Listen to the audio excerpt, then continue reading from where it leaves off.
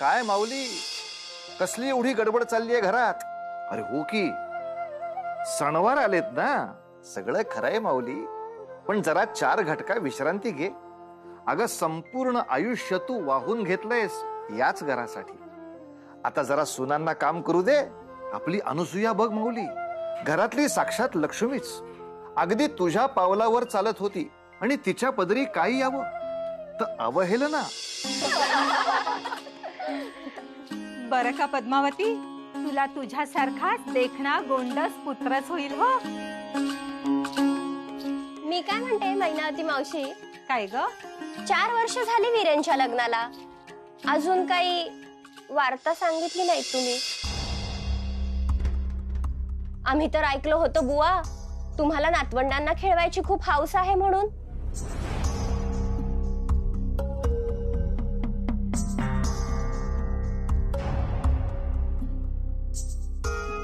आओ मावशी. बस, अति झालंय. असह्य होतंय मला.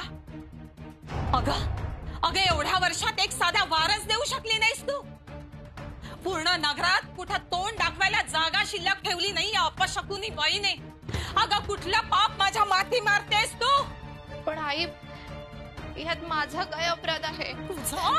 तुझा अपराध नाही, अपराध आमचे.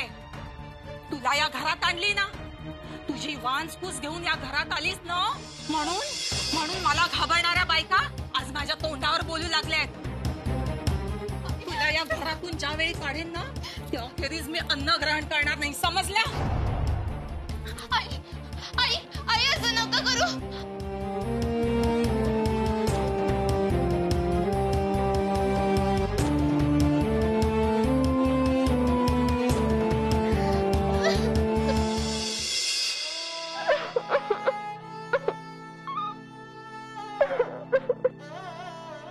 अनुसूया,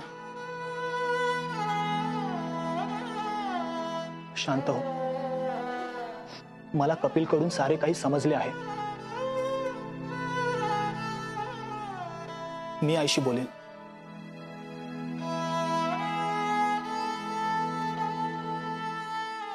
हे पहा, आपल्याला अपत्य झाले नाही तरी चालेल, पण माझे तुझ्यावरील प्रेम यात किंचितही कमी होणार नाही. पण आई, ही रागाच्या भरात बोलली असेल, शांत झाली की करेल भोजन. मी तिला ओळखतो. नाही, तरीही मला असे वाटते की मीच तुमची अपराधी आहे. तुझी अवस्था नाही हो बघवत मला. मी म्हणते, एक पुत्र जन्मास घालू शकत नाही अशा सुनेचा काय उपयोग आपल्याला?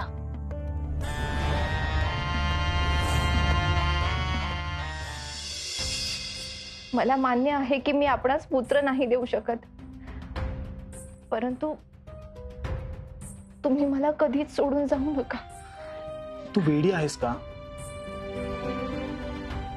मी तुझ्याशिवाय नाही जगू शकत, म्हणून तू असा विचार करणं बंद कर. मी तुझ्या सोबत आहे, अगदी शेवटपर्यंत.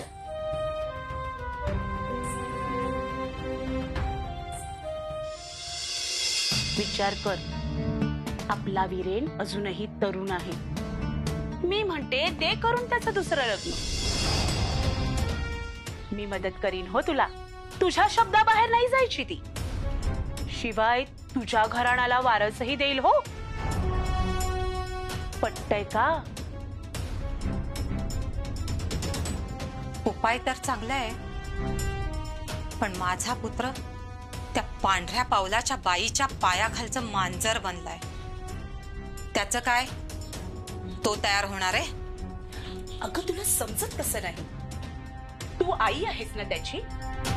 तुझा पुत्र तिच्या ताब्यात जातोच कसा? तू त्याचा ताबा घे. शांतपणे विचार कर आणि ठरव. हा शेवटचा उपाय आहे, नाहीतर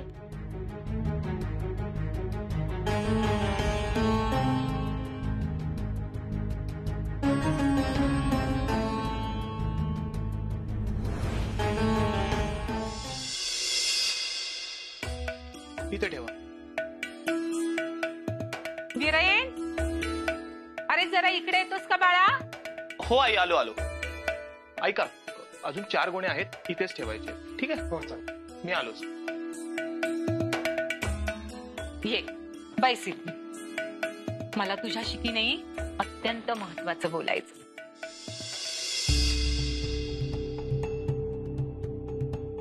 आज की नाही माझे निकटवर्तीय नातलग इथे येत आहेत. माझी बहीण, तिचे यजमान आणि त्यांची सुंदर मुलगी कांचनमाला. त्यांच्या संपूर्ण आदरातिथ्याची तयारी तुला करायची. मला काही तक्रार नको. ते जितके दिवस इथे आहेत तितके दिवस आपले पाहुणे आहेत. आई, तू काळजी करू नकोस. मी मनापासून त्यांचे आदरातिथ्य करेन. पण एक विनंती आहे.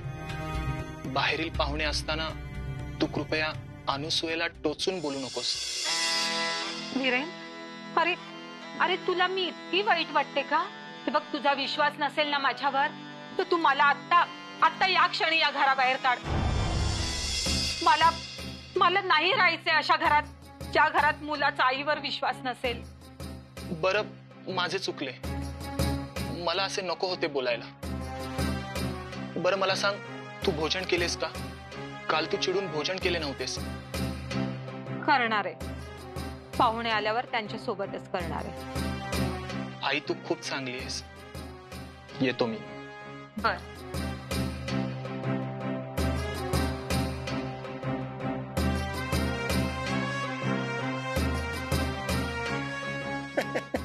म्हणजे नेहमीप्रमाणे तुझे उपवास करायचे वचन खोटेच ठरले. कोण म्हणाल?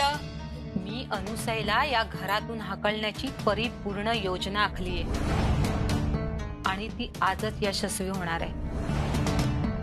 त्या आनंदातच मी भोजन करणार आहे. म्हणजे तू खरेच कांचनमालाला बोलवले आहेस? कारण तिचं आणि वीरेंचं लग्न लावून देणार आहे मी. पण वीरेन कसा तयार? ही एका आईची करामत आहे जी कधी चुकणार नाही. कळालं? तुम्ही बसा खवटदाणे खात. मालकीनबाई, पाहुणे आले बरं का? पाहुणे आले. पाहुणे बसलात काय? ठेवा ते दाणे.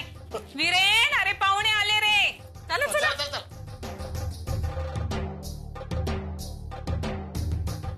काय ग कांचनमाला, कशी आहेस तू? अगं किती मोठी झाली ही आणि किती सुंदर. आणि शकू, तू कशी आहेस? मी छान आहे ग. साहेब नमस्कार. नमस्कार. वीरेन कसा आहे? छान आहे. अगं दारातच बोलणार आहेस की आतमध्ये बोलवतीयस? अगं बाई, या ना या. स्वागत आहे.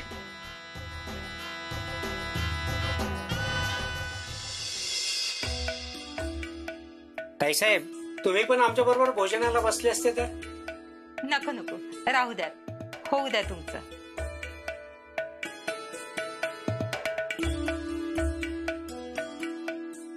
स्वयंपाक अगदी अप्रतिम झालाय हा.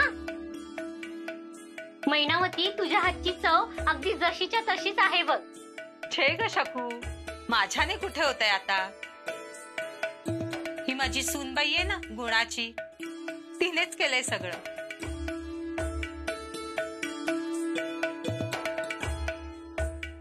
मला थोडी शर्करा हवी होती. मी आणते.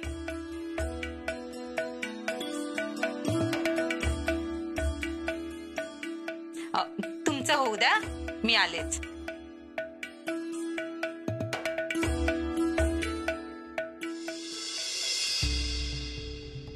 दे माझ्या. अहो आई, तुम्ही कशाला आलात?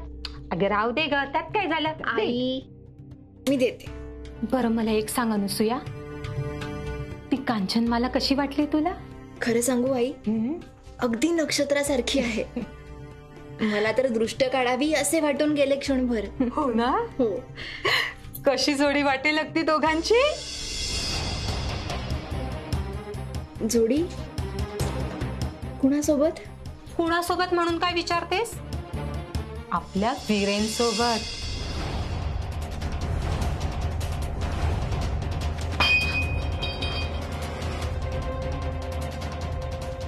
काय झालं? धक्का बसला? मी आपल्या वीरेंचं दुसरं लग्न करायचं ठरवलंय बरं का, त्या कांचनमाले सोबत. आई, यांनी मला सांगितलंय त्यांच्या मनात असा विचार येणं शक्यच नाही. सोंग तुझी पुरे झाली आता. सारखं रडगण गाऊन गाऊन त्याला असं मुठीत धरून ठेवलेस. नाही, पण कधी कधी त्याच्या मनाचा विचार केलास? काय त्याच्या अपेक्षा आहेत? त्याला पुत्र हवाय, पुत्र. या घराला वारस हवाय जो तू देऊ शकत नाहीस. तो वारस ती कांचन मला देईल. आई, केवळ वारस हवाय म्हणून माझे त्यांच्यावर खरंच खूप प्रेम आहे आई. प्रेम आहे ना? मग जा ना त्याच्या सुखासाठी त्याला सोडून कायमची. अहो सामिली, मी जर तुझ्या जागी असते ना तर एव्हा ना विहिरीत उडी मारून जीव दिला असता. आता माझं तोंड बघत काय उभी राहिली आहेस इथे? निघून जाते.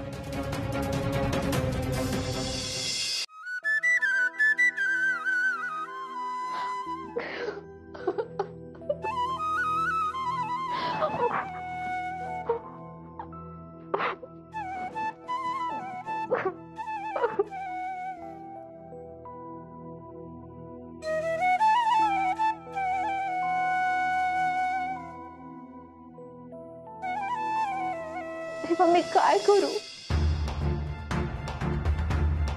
माझं नशीबच फुटकं.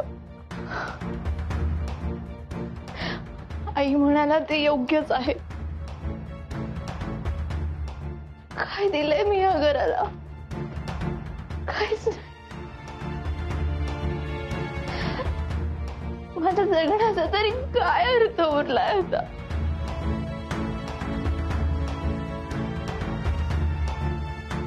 काय करू आता जगून?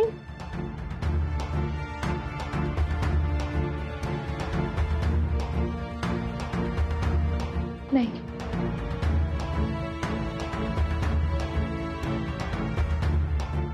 यांनी दुसरे लग्न करायलाच हवे.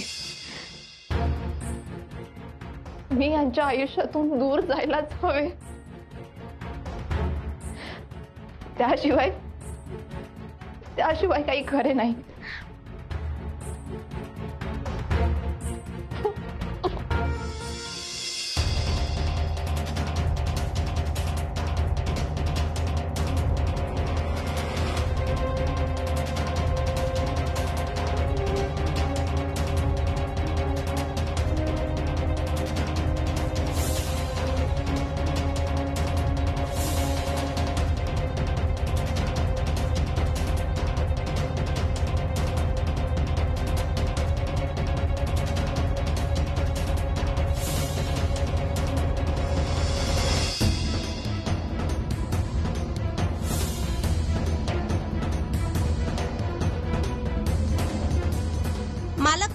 मालकीनबाई विहिरीच्या दिशेने धावत गेल्या आहेत. काय?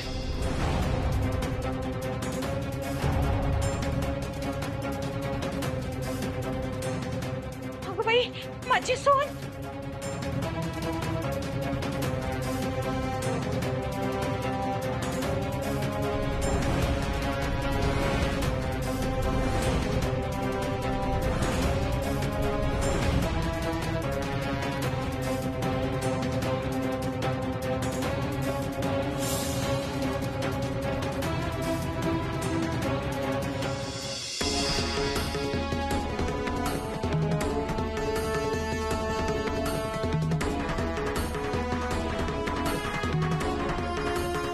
मी आपल्या वीरेंचं दुसरं लग्न करायचं ठरवलंय बरं का, त्या कांचनमाले सोबत.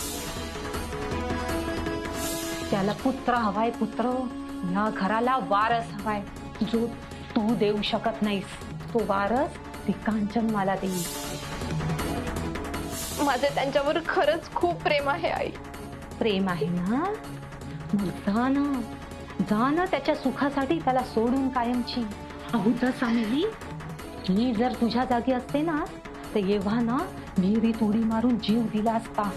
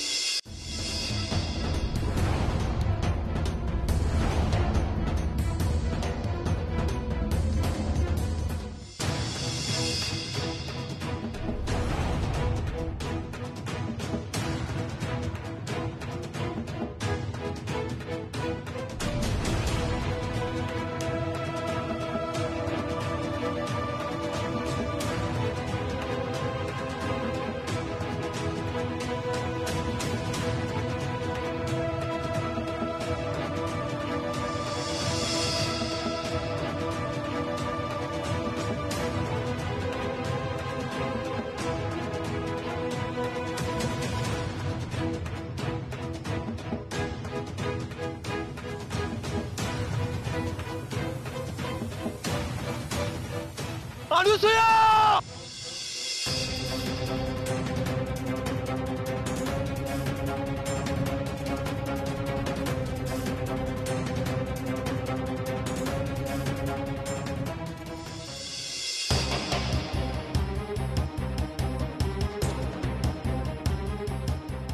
मला नाही जगायचं, का वाचवलं मला? अनुसूया! वेळ लागले का तुला? काय करतेस तू हे?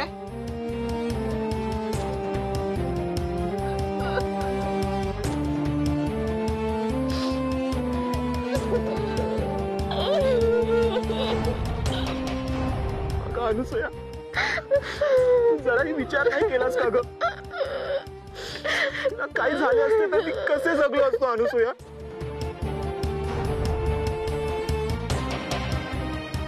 मला एकच माहित आहे, मी स्त्री म्हणून जन्म घेतला असला तरी तुम्हाला पुत्र नाही देऊ शकत.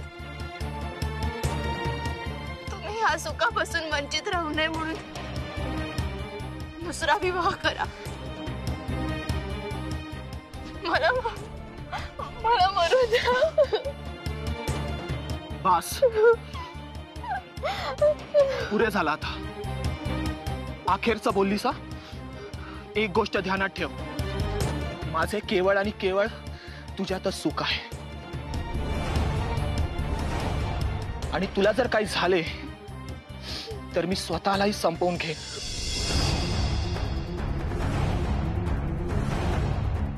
मी स्वतःला संपवून घेईन. त्याला संपवून घेईन. छान हा मैनावती, हाच अपमान करून घ्यायला बोलवलं होतं का आम्हाला? आजचा दिवस मी कदापि विसरणार नाही आणि तुलाही विसरू देणार नाही. चल रे बाळा. अगं ऐकून तर काय?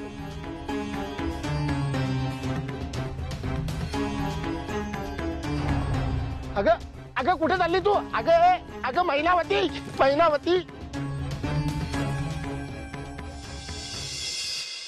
कसोटीच्या क्षणी माऊली हा वीरेन तिच्या मागे उभा राहिलाय. अगं याहून अधिक सुवासिनीला काय हवं? मैनावती आणि चंद्रभान कितीही कपटी वागले तरी तिचा नवरा तिच्या सोबत आहे हा विश्वास तिची मानसिक शक्ती आणखीन वृद्धिंगत करणारा आहे.